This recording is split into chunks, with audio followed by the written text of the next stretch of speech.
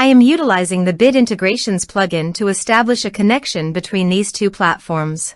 Let's go to Bit Integration Dashboard. Now click Create Integration. Now search and select Trigger, which is Kadence Blocks Form. Select a form. Click Next. Search and select BuddyBoss.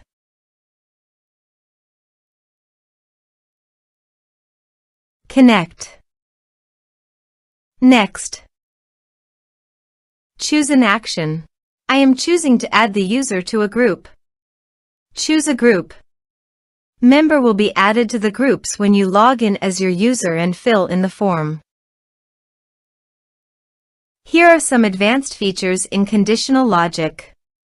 You can use it for your requirement. Next. Finish and save it. Now go to your form and type some information.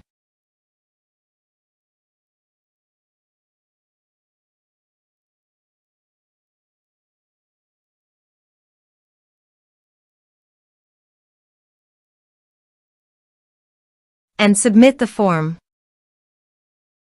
The form is successfully submitted. Go to your BuddyBoss dashboard and navigate to Groups. View. Under the group, you can see that the member has been added successfully to the group.